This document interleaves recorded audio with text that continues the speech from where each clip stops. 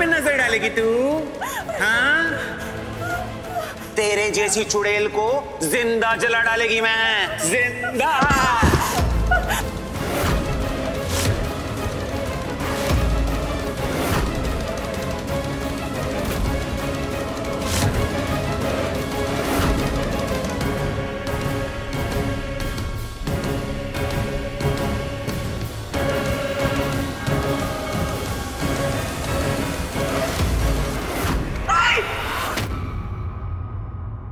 दीदी, दीदी क्या हो गया?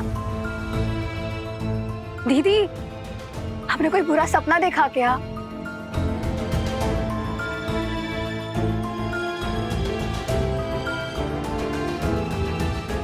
ठीक हो?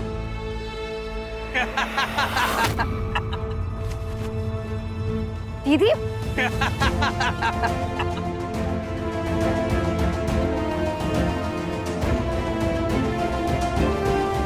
हमें तो लगा था दामाद जी हमारे छोटे से घर में कैसे रह पाएंगे, लेकिन ये बेचारे तो जमीन पे ही सो गए।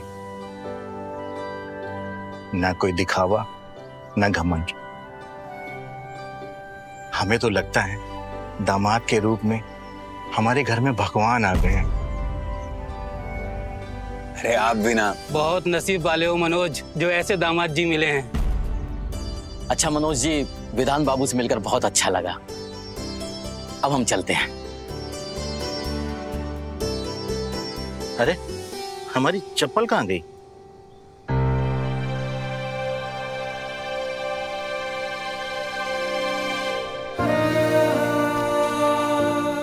लाई। अरे दामाद जी, बेटा ये क्या कर रहे हो?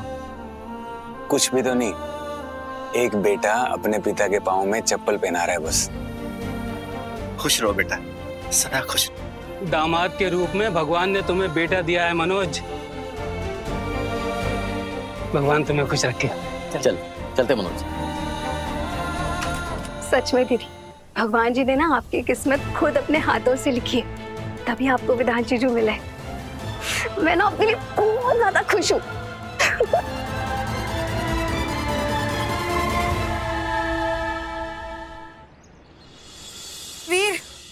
वीर, अनिरुद्ध कहीं मिल नहीं रहा।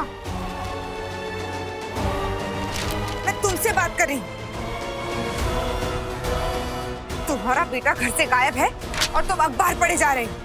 अरे आसमान क्यों सर पे उठा रही हो? अरे कहीं जॉगिंग वॉगिंग करने गया होगा। वो और जॉगिंग, सुबह 10 बजे से पहले कभी उठता नहीं और आज अचानक से जॉगिंग करने चला गया। अरे तो फोन कर लो उसे। अरे सुबह सुबह में इतना शोर क्यों मचा रखा है? दीदी, अनिरुद्ध कहीं मिल नहीं रहा। कहीं कोई लड़कियों से भगाकर तो नहीं लेकर चली गई? हमेशा उल्टी बात ही बोलेगी। जाओ, जाकर विधान को नाश्ते के लिए बुला कर लाओ।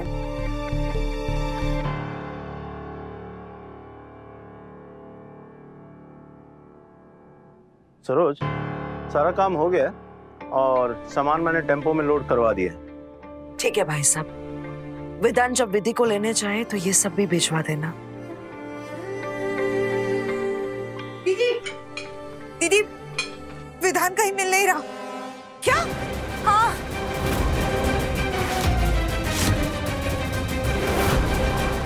अनिरुद्ध भी नहीं मिल रहा और विधान भी नहीं मिल रहा। दोनों कहीं गायब हो गए।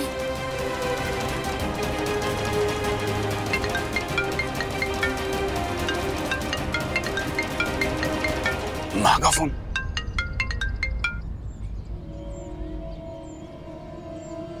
हाँ माँ। विधान कहाँ हो तुम? मैं तो अनिरुद्ध के साथ गांव आया था विधि को लेने के लिए। विधि को लेने? कब गए तुम दोनों? हम तो अरे मौसी, एक्चुअली हम ना सुबह सुबह ही आ गए थे। अभी आफ्टरनून में हमें ट्रैफिक मिलता ना, इसलिए हमें सुबह आना पड़ा। लेकिन बेटा बोल के जाना चाहिए ना, यहाँ पे सब लोग परेशान हैं। मुझे विधि के घर कुछ सामान भिजवाना था। चलो कोई बात नहीं, मैं भिजवा देती हूँ। तुम लोग ध्यान से आना, ठीक है? जी माँ।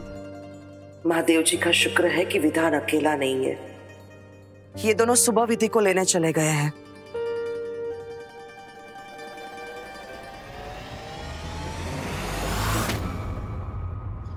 एक बात बता, तूने झूठ क्यों बोला? तुझे पता है ना मैं माँ से झूठ नहीं बोलता हूँ। भैया आपने कहा झूठ बोला? झूठ तो मैंने बोला भैया। पाप के भागीदार आप थोड़ी हो, पाप का भागीदार तो मैं हूं ना। तूने मार खाएगा किसी दिन। बहुत कड़वा लग रहा है। अरे नहीं नहीं नहीं, आप नहीं, ये दातून भैया बहुत कड़वा है।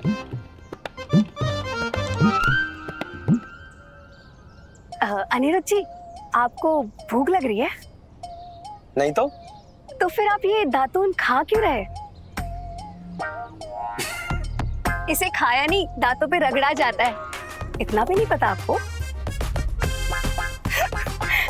अच्छा जीजा जी, अम्मा ने नाश्ता लगाया, आप आ जाइए जल्दी से। आप भी आ जाइए।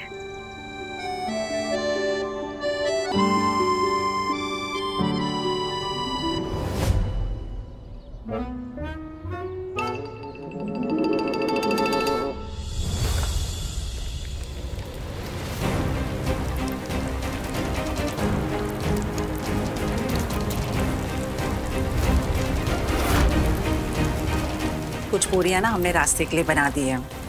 भूख लगी तो खा लेना। विधान दीदी, तुमने अपना सारा सामान रख लिया है ना बेटा?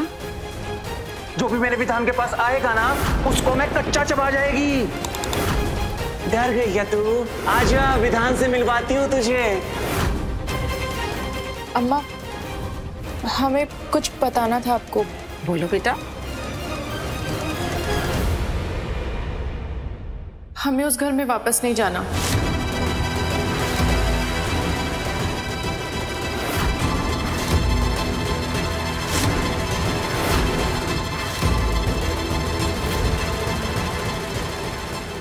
दमाजी,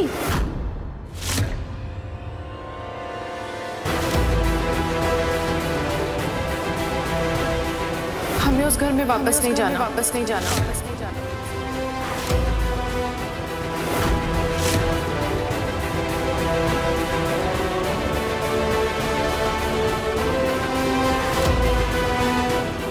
आइए ना।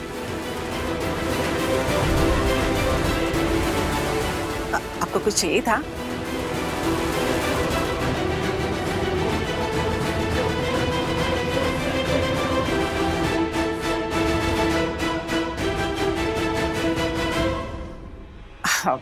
दामाद जी, आप गलत मत समझिएगा।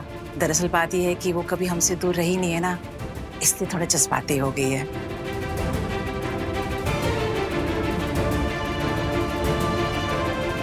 अरे किसी का भी दिल एक दिन में नहीं लगता है बेटा। आहिस्ता आहिस्ता तुम्हें उस घर की आदत पड़ जाएगी। शहर में कभी रही नहीं है, इतना बड़ा घर, इतने सारे लोगों को देखकर शायद डर गई होगी वो। हम समझाते हैं उसे।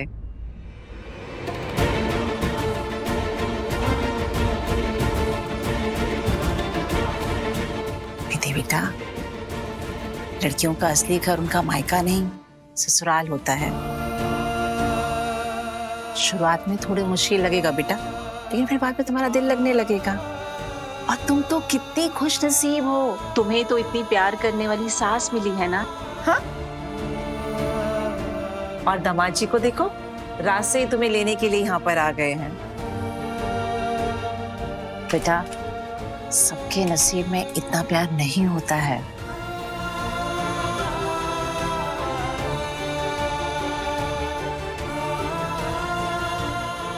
कुसुम जी, दामाद जी को जाना भी है, नाश्ता लगा दो। विधि बिटिया, दामाद जी को बिठा और उसके लिए नाश्ता ले। अम्मा, बाबूजी जल्दी से बाहर चलिए, बहुत बड़ा टेम्पो आया है सामान भर के, कह रहा है कि वो सारा सामान हमारे लिए भिजवाए। जल्दी चलिए ना। और बाबूजी, वो आपके लिए पूछ रहे हैं। हमारे लिए? इसलिए भिजवाया वो माँ का फोन आया था, उन्होंने आपके लिए कुछ भिजवाया है।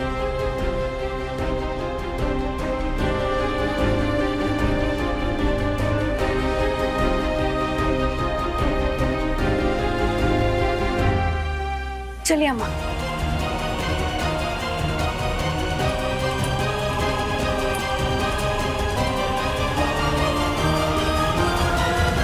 आओ अम्मा, आओ। देखो कितना बड़ा टेम्पो है, और देखो इसके अंदर देखो कितना सारा सामान है। ये देखो।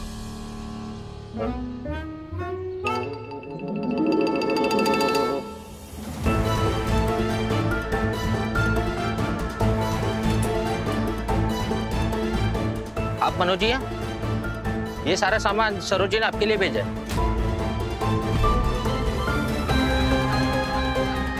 थोड़ा रुकिए।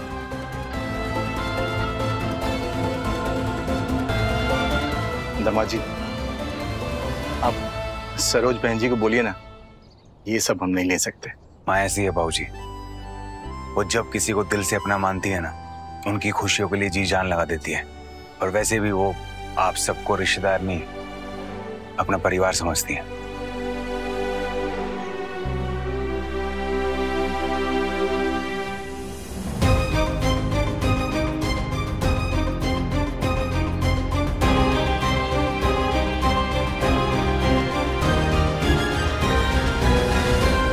विधि भाभी, इसीलिए तो हम कहते हैं सरोज मौसी दुनिया की सबसे खास सास हैं। वो और सास की तरह ओल्ड फैशन नहीं, जलवा है मेरी मौसी का। माँ, हम ये सब नहीं ले सकते। हमें इन सब चीजों की जरूरत नहीं है। बाबूजी, उनके बहुत एहसान है हम पर। हम और नहीं।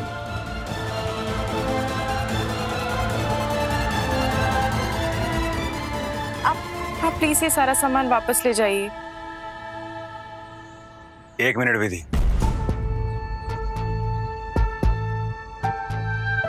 ये सामान नहीं, माँ का प्यार है। और अगर तुम ये सामान वापस लौटाओगी ना, तो माँ को अच्छा नहीं लगेगा। और रही बात एहसान की, एहसान गैरों पे किया जाता है, अपनों पे नहीं। और फिर भी तुम कहोगी तो मैं माँ को बोल के ये सारा सामान वापस लौटा दूंगा।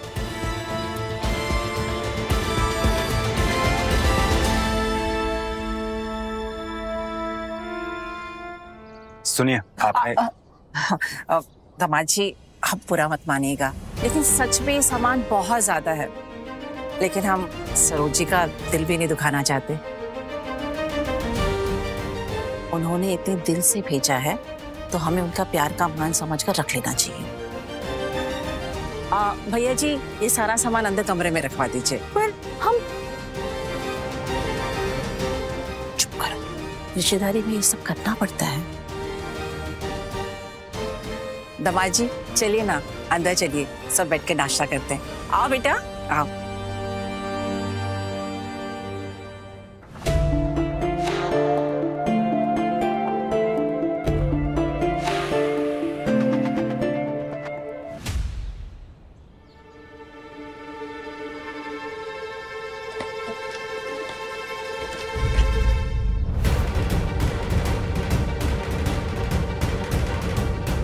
इस घर की इज्जत और विधान की खुशियां, ये सब कुछ अब तुम्हारे हाथ में है।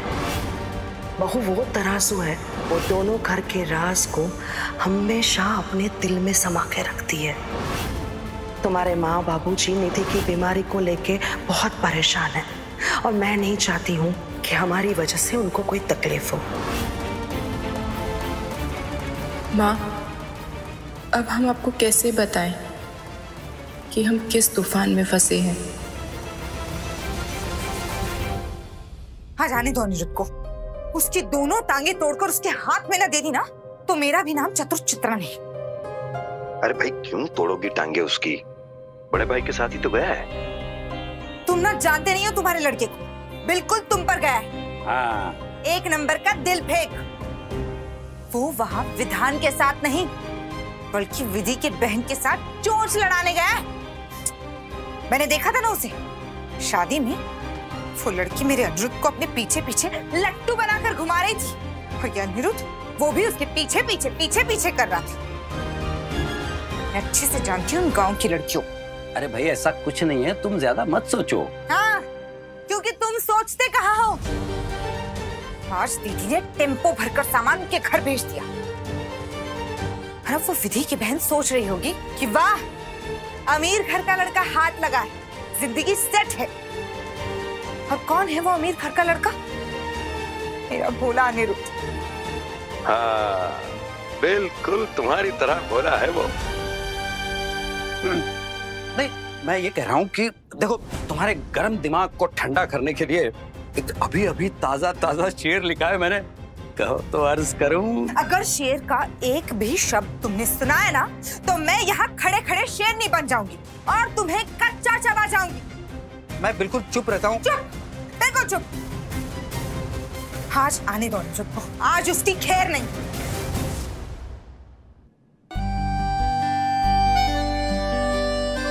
अम्मा, दीदी आई नहीं अभी तक? दीदी को आने में इतना टाइम क्यों लग रहा है? इनके जाने का वक्त हो रहा है ना? आती होगी बेटा।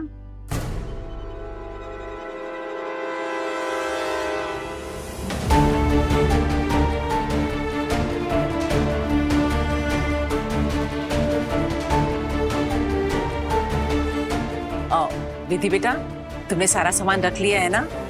ये देखो, तुम्हारे लिए लड्डू बनाए हैं हमने। हमारे हाथ के लड्डू खाती रहोगी ना, तो मायके की याद नहीं आएगी तुम्हें। अम्मा,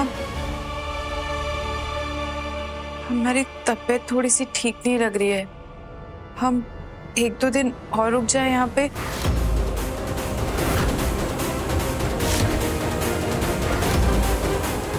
प्लीज।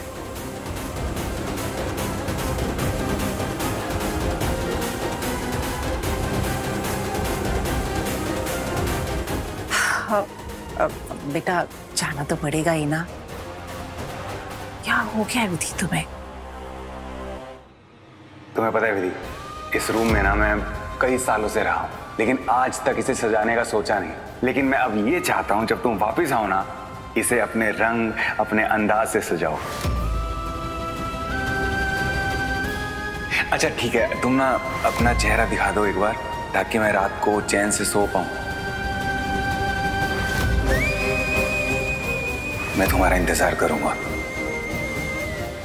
आई लव यू विधि। हमें उस घर में वापस नहीं जाना। कोई जबरदस्ती नहीं है वैसे।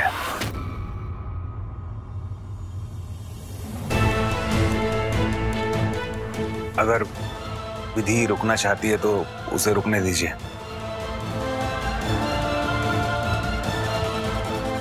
जब तबीयत ठीक हो जाएगी तब भेज दीजिएगा।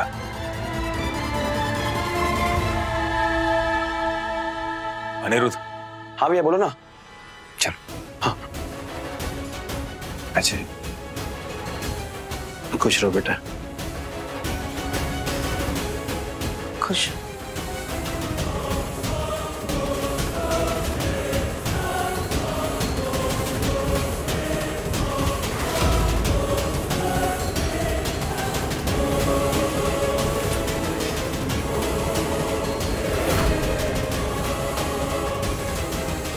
ओहो दीदी, कर दिया ना जीजा जी को नाराज। चलिए, उन्हें अच्छे से बाय तो बोल दीजिए। चलिए।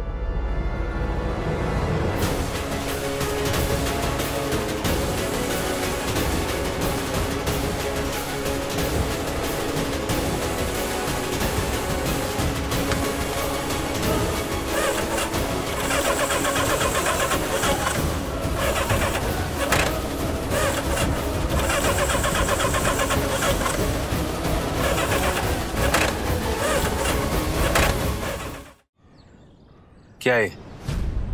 क्या हो गया इसको? सर्विस नहीं कर रही थी क्या? करवाई थी भैया। फिर? रुको मैं चेक कर लूं। रुको।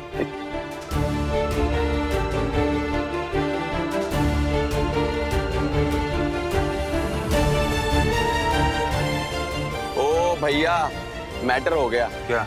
ये पूरा प्लग फूक गया है। अब क्या, अब तो मैकेनिक से ही ठीक होगा।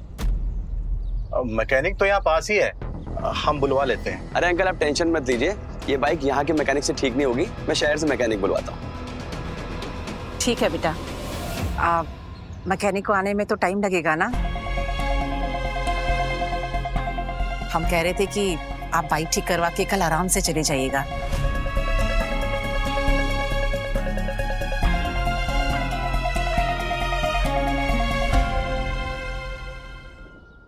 मैकेनिक को आने में तो टाइम लगेगा ना। हम कह रहे थे कि आप बाइक ठीक करवा के कल आराम से चले जाइएगा, तब तक हमारी विधि बिटिया की तबीयत भी थोड़ी ठीक हो जाएगी, उसे भी साथ ले जाएं। है ना जी, ये सही रहेगा ना? कुसुम सही कह रही है बेटा, आप दोनों आज यहीं रुक जाओ। अरे वाह आंटी, आपने क्या सही बात की है। भैया मैं तो डिसाइड कर लिया, आप और मैं हम यहीं रुकने वाले हैं आज, इसके बाद मैं कुछ नहीं सुनने वाला। अनिरुद्ध। ओह नहीं, नेवर, अभी कोई बहाना नहीं चलेगा जीजा जी, आपको यहाँ रुकना ही पड़ेगा। फुल एंड फाइनल डिसीजन है। इसी बहाने हम सबको आपकी सेवा करने का एक और दिन मिल जाएगा, क्यों अम्मा?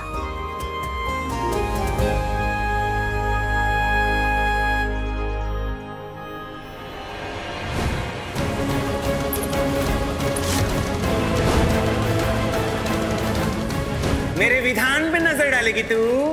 हाँ, तेरे जैसी चुड़ैल को जिंदा जला डालेगी मैं, जिंदा। हे भोलेनाथ, ये आप हमें किस अंधेरी राह पर ढकेल रहे हो? हम उस खौफनाक मंजर से जितना दूर जाना चाहते हैं, आप हमें उतना ही करीब ले जा रहे हो। हमें नहीं जाना है इनके साथ वापस, क्या करें हमें समझ नहीं आ रहा है।